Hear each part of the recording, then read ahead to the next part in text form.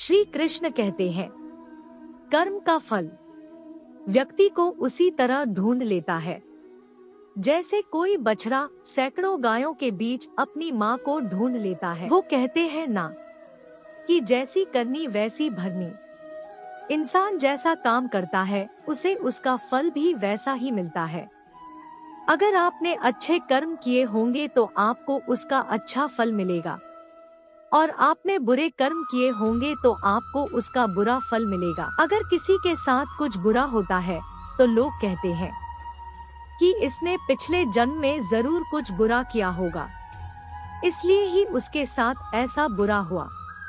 और अगर किसी के साथ कुछ अच्छा होता है तो लोग कहते हैं कि इसने पिछले जन्म में जरूर कुछ अच्छा काम किया होगा, इसलिए ही इसके साथ आज ये अच्छा हुआ। देखा जाए तो आज के जमाने में इंसान को अपने इस जन्म का हिसाब इसी जन्म में चुकाना पड़ता है, क्योंकि पहले भगवान नोटबुक पेन लेकर के हिसाब करते थे, इसलिए उन्हें हिसाब करने में देर लगती थी। आज के जमाने में भगवान के पास भी लैपटॉप आ गया है, तो उन्हें इंसान के कर्म का फल देने में यानी कि हिसाब करने में देरी नहीं लगती है।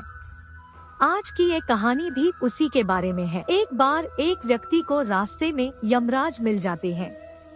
वो व्यक्ति उन्हें पहचान नहीं पाया। यमराज ने उस व्यक्ति से पीने के लिए पानी मांगा। उस व्यक्ति ने बिना कुछ सोचे और बिना एक भी क्षण गवाए यमराज को पानी पिला दिया। पानी पीने के बाद यमराज ने उस व्यक्ति को बता दिया कि वो उसके प्राण लेने के लिए आए हैं, किंतु उस व्यक्ति ने यमराज की प्यास बुझाई है, इसलिए वो उन्हें अपनी किस्मत बदलने का एक मौका देते हैं। इतना बोलने के बाद यमराज ने उस व्यक्ति के हाथ में एक डायरी दे दी और उस व्यक्ति से कहा कि तुम्हारे पास 10 मिनट का समय है।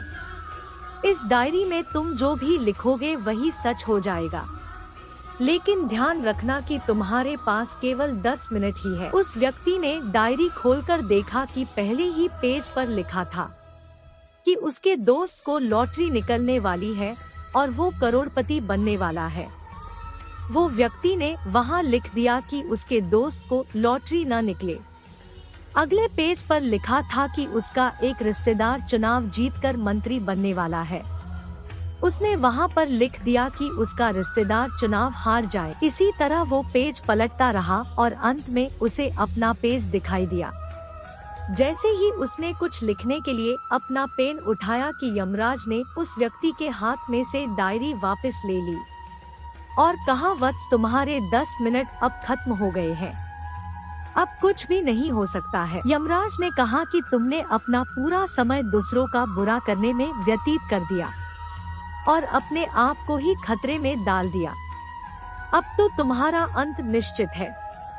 अब तुम्हें कोई नहीं बचा सकता, क्योंकि तुम अपने आप को ही नहीं बचा पाए। यह सुनकर वो व्यक्ति बहुत ज्यादा पछताता है, लेकिन अब पछताने से कुछ नहीं हो सकता था, क्योंकि अब सुनहरा मौका उसके हाथ से निकल चुका था। अगर भगवान ने आपको कोई शक्ति दी है तो कभी किसी का बुरा न सोचे और ना ही किसी का बुरा करे। दूसरों का भला करने वाले सदा सुखी और दूसरों का बुरा करने वाले सदा दुखी रहते हैं।